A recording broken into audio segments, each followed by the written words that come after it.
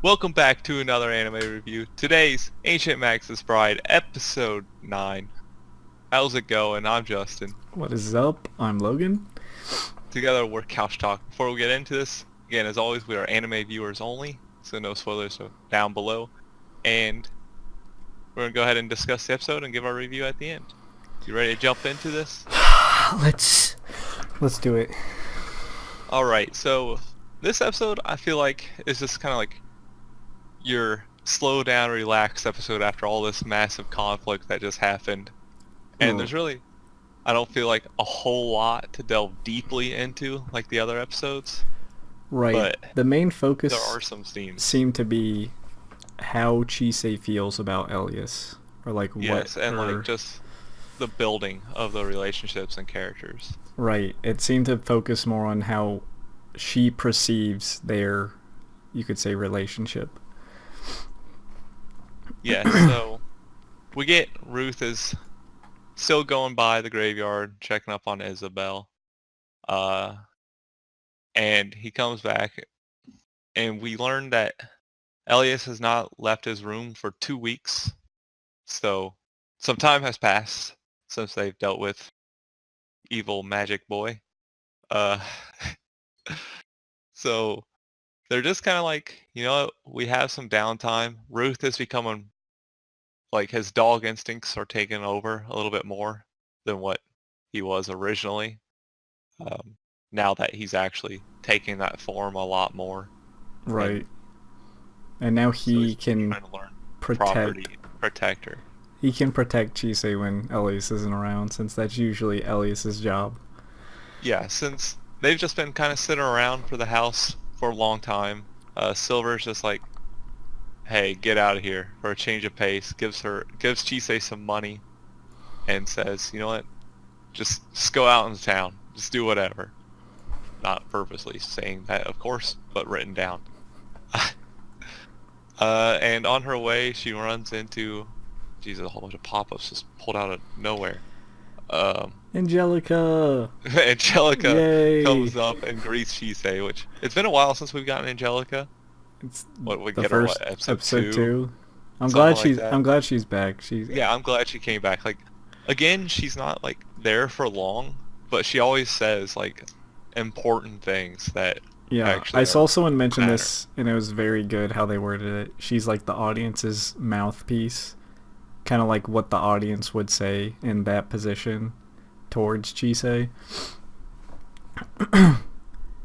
Yeah, so when they're out shopping is where they kind of sit down and have this conversation where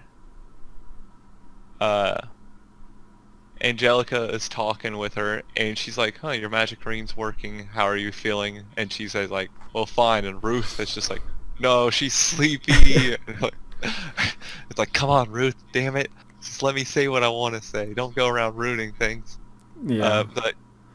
And she says like, hey, you need to actually depend on people more, which is obviously unusual for Chisei to do, right, considering she didn't really have a background where she could depend on people. I wonder, her saying that is like depending on other people that aren't Elias.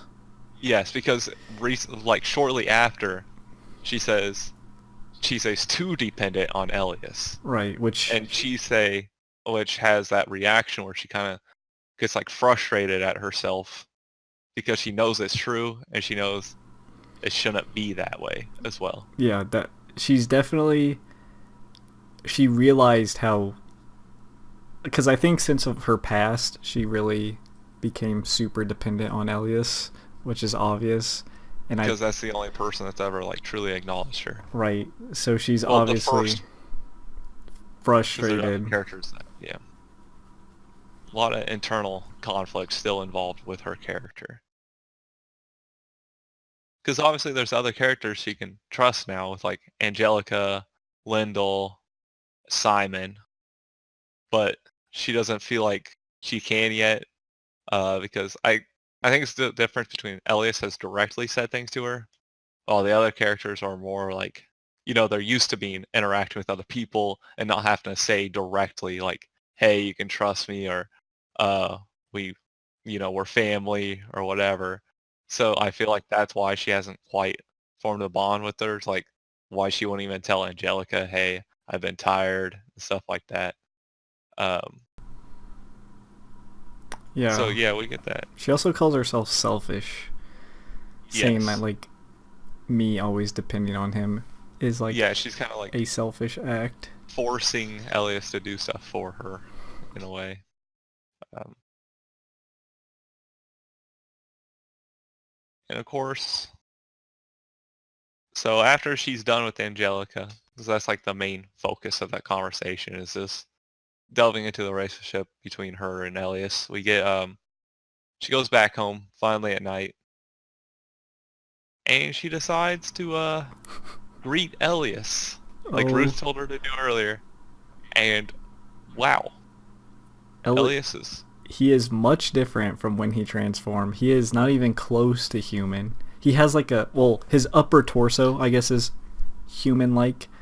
Besides being, pitch black yeah, it and looks more like his actual Thorn Mage form. right, but he And he then also has like a snake body, which is yes, which that creeped me out because, but okay, something just does not sit right with Elias. For me, like all these little things that we got that make him seem kind of suspicious. Just this form right here, it's just the way he doesn't explain. Even later on, the way even Chisei brought it up, she's like, "You don't explain things to me. You just kind of like gloss over them." I don't know if he's just hiding something or he's just not good with dealing with that, but I think it's the like just the same issue that Chisei has. Where it's like she's not the best at interacting with people. Elias, who's like not sure where he belongs, like in the human realm, the fairy realm, that he's never truly learned to interact with people as well. So they both have like these trust issues and stuff where they don't know how to speak things out the way they should. Uh, I'm that's still kind of like my keeping take on it. I'm keeping my suspicions. I feel like he's not exactly what Chisei thinks he is. But she didn't So even yeah, care. She didn't even care. Like her reaction, deadpan face. There's this crazy monster above you. She's like, eh. yeah, he's like, sorry, I can't control my body very well. Obviously, transforming took quite a toll on him, and the kid got lucky he didn't see this form. Oh, that form is And so we do weird. see like the next like again, Chisei does not have great memories of her mother. Right. She's like, you're a cursed child. I wish I'd never given birth to you. And what a way to wake up. That would be Way to have this even. nightmare. You wake up and you're just like, finally, geez, damn mother, still haunting me from the grave. Ah, man, that's even the scene with Elias like opening his mouth wide above her sleeping face creeps me out too. Yeah, so There's something about it. I don't know. I'm literally gonna bring that up every time he does something weird. I'm gonna be like, I'm suspicious. I'm very suspicious. so yeah, so in the morning, Elias is gone. So Chisei goes on a little, hey, let's just go out, look for him, go to the people we know, and we get some new characters that are in the village nearby. I don't know how much they know of Elias or them really, because their house is so far out and isolated. But yeah, so Simon doesn't know anything, so she just leaves early on him, and we get Ruth trying to talk with Chisei about love, whereas Ruth kind of gets the concept of love and Chisei does not yet. Like Ruth kind of explains to her like I can love Isabel and I can love you, whereas she's like feels like love is between like her and just Elias at first. Like she doesn't know she loves Elias, Right. but But like I don't know, she feels like she can love multiple people. I don't even know if she knows what kind of love it is, because obviously there's like romantic and platonic. Because even Ruth said like obviously his love for Chisei's probably a platonic, like Yes. he just loves her as a person, wants to protect her. I'm not sure Chisei knows like her feelings towards Elias yet. I think she's kind of struggling to realize them or come to terms with them. But she seems just not fully. Probably because her past, she probably had never. No one really loved her, so she probably just doesn't really get the feeling. She doesn't understand it.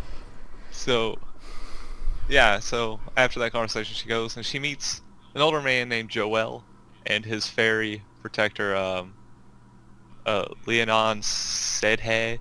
I don't know. I just know him from my JRPGs, but The vampire. they're just like fairies that give you the for a little bit, for like your blood, they let you prosper. But she does not suck Joel's blood, as we learn later in. But it's just a nice little like interaction between Chisei and another character that just kind of happens. Like she's not forced into this one. It's her first time, really, I think, in the show, truly meeting another character on her own. Yeah. I also think it helped. Like, I do enjoy how the show adds like small little side characters and has a little story about them, and it's like meaningful, even though these are like newly introduced characters. Yeah, like I think somebody said, even though you only get with them like a short time, you really do understand the emotions between those two characters, and like you can actually, and it kind of expresses it very well for you to actually get connected with them, even though it's a short amount of time. Right. And I do feel that way. So we learn about like he tells us he likes to write books kind of, and he tells the story kind of like his past about how he feels like he met eyes with a beautiful woman in his garden, but he thought it was a daydream, which usually most people can't see these fairies. But I guess that was all it took. It was like love at first sight for both the fairy and him. Right. Obviously, that story's about him and the fairy / vampire. Yes. So yeah, it's just this is a really good like story character development between this guy. Like, I think it was served kind of to help Chisei understand what love is. Yes. Was what's the main thing about it. She even asked, I can't remember her name. I'll just keep saying the fairy vampire. She even asked, like, are you in love? Well, she tried to ask before she kissed her, I guess. Or got kissed. Yeah, Chisei got kissed. Yeah. Chisei definitely didn't do the kissing. So yeah, so we get that, and then like Chisei kind of goes into saying how like love is not a word that she deserves to say when all she can think about is herself. So I guess that is a thing, like you can't really love someone. It's like what people say, you can't love someone until you love yourself. Right. And I feel like she's just kind of hard on herself. Yeah, she is quite hard on herself. Well, I mean, it's fair. She's had like the worst past anyone can imagine. I feel like she's just harsh towards her, as in like she doesn't deserve things, even though she's a good person at heart. Just because like you experience bad things doesn't mean you don't deserve good things. Yeah, like she said earlier, I think it also ties into how she's selfish. Right. And you can't really be selfish if you're going to be in a relationship. Right. And especially when she spent an entire day looking for Elias, I wouldn't call that selfish. Yeah, definitely not for sure. Like, again, she doesn't quite understand all these concepts yet. Right. But I mean, she probably twists things. She probably twisted it like, oh, I'm searching for him for my own benefit. That's why it's selfish. Yes. But yes, like I would almost say it is kind of like love she's feeling. Maybe it's not like true love or whatever, but maybe like family love. Right. Which is she's definitely in that territory right now. Obviously, she finally finds Elias here, and she was worried the whole time. And like Elias says, like I've never seen you make that face before. Right, and I Well, think this is the first time she's been worried really about I another also think person. Elias is kind of dense to the situation as well, like because I don't think fully understands the emotions either. Because he's like, I forgot what he said. He's like, "Were you worried or something, or were you, I can't, or are you angry and stuff?" It's like, I don't think he realizes how the emotion she has for him, or like how she cares. I think he's just like doesn't Yeah, like he understand said, why he's she'd like, care. yeah, he was like, I left you a note and everything. Like, why Yeah, were you looking for me? Uh, she's just like, because when you were in this crazy form, and if you go out, like, did you get turned back? Are you still going out there in this crazy form when you said you couldn't control your body very well? It's like there's a lot of different ways you could be worried for Elias there. right. Like, oh, what if he runs into another sorcerer? What if he runs into a villager or something? There was But one thing I was gonna bring up that I just remembered. I think Ruth mentioned it about her being cursed, and even she mentioned it. yeah, because she mentioned she's cursed, and then Ruth can feel like her emotions, memories, Right. Is she and stuff meaning like like that. cursed as in she's determined to like rely on someone, or I think it's more like she's cursed by the fact of those around her, like things don't end up well, kind of thing. yeah, that can cuz it obviously Because wasn't it like dealt with her mother too. So right. um, obviously her mother committed suicide. So I'm guessing she feels like she's also cursed to where she can't be loved, or love. That yeah. Yeah, that seems most likely.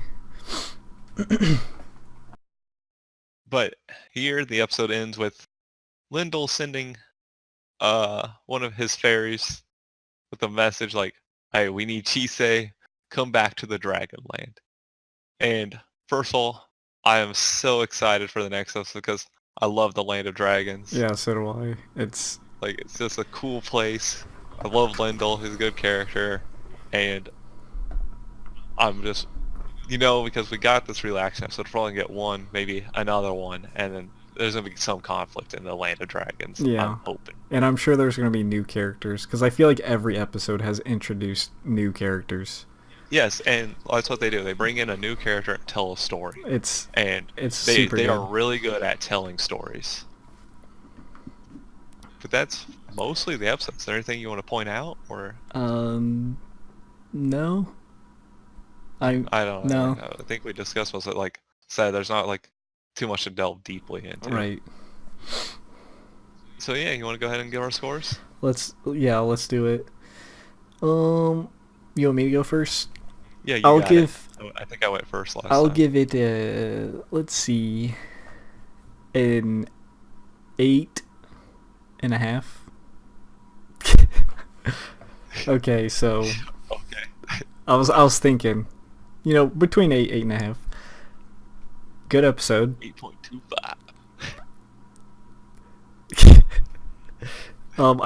I mentioned earlier, I just love how they bring in characters, they tell a story, the story has meaning, and that's it. Like, it's not like it doesn't feel forced. It feels like natural. You even get to see cool new characters. You get to feel emotion for characters that you just met. I do like the development of Chisei, like how she's kind of struggling with these feelings towards Elias. I'm still suspicious of Elias. I feel like I'm always going to be suspicious of him. It's not like malicious. I just feel like he might be hiding something. Um, I did enjoy them bringing back Angelica. I do like how they like kind of force conversations that the audience kind of is like think or what answers to, kind of like the like she depends so much on Elias, why do you depend on him so much, or like you shouldn't depend on him so much, stuff like that. And I'm excited for next episode. I'm always excited for the next episode. Like every episode gets me excited. Yeah, exactly. I'm getting a 7.5. I do basically all the points you mentioned. It's a good episode. Um, really, I don't know. There's like it's an entertaining, good episode, but it didn't like pull me as much as the other episodes. Um, that's why I'm not giving it as high as the score as the other episodes. That's like mostly it. It's not like a whole bunch of things to go into. Right. Like besides expanding on what you already said or whatever. It's kind of like what you said, but it didn't just pull me as much. So definitely a good episode though. And I think that does it for our scores. Quite simple. It's spiel time. Yes. So as always, be sure to like, subscribe, and share the video. All that truly helps. Lets other people find us. All that stuff. And again, do subscribe. So comment down below. Let us know what you thought about the episode, what you didn't like, what your score would be. You know, any of the normal stuff, just no spoilers for all the anime viewers only. And that will do it. So until next time, peace out. See you.